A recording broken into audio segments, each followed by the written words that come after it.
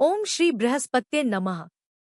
बहुत समय पहले एक समृद्ध नगर में एक धनी साहूकार अपनी पत्नी के साथ रहता था।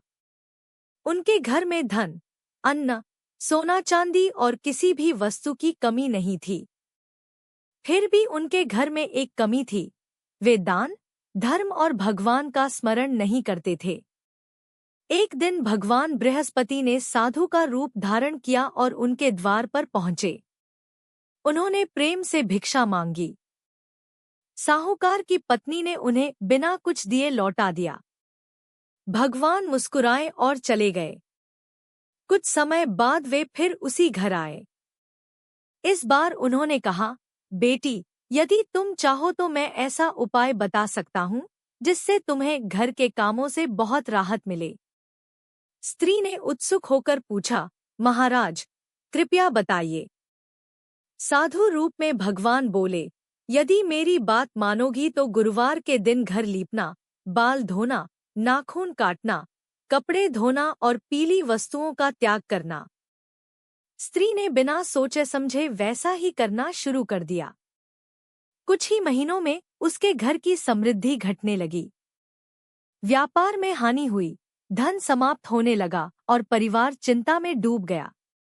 एक दिन उसकी पड़ोसन ने उसकी दशा देखी और पूछा, बहन, यह सब कैसे हुआ? स्त्री ने सारी बात बता दी। पड़ोसन बोली, तुमसे भूल हो गई है। गुरुवार का दिन भगवान बृहस्पति की पूजा का दिन है। इस दिन पीले वस्त्र धारण किए जाते हैं, केले के वृक्ष की पूजा की जाती है, चने की दाल, हल्दी और गुड़ अर्पित किए जाते हैं तथा दान पुण्य किया जाता है। स्त्री को अपनी गलती का एहसास हुआ।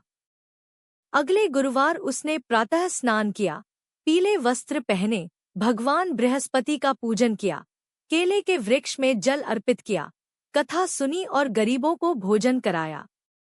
धीरे धीरे उसके घर में फिर से सुख लौटने लगा। व्यापार चल निकला, परिवार में खुशियां आने लगी और घर में धन धान्य भर गया। स्त्री ने भगवान बृहस्पति को धन्यवाद दिया और जीवन भर प्रत्येक गुरुवार श्रद्धा से व्रत करने का संकल्प लिया।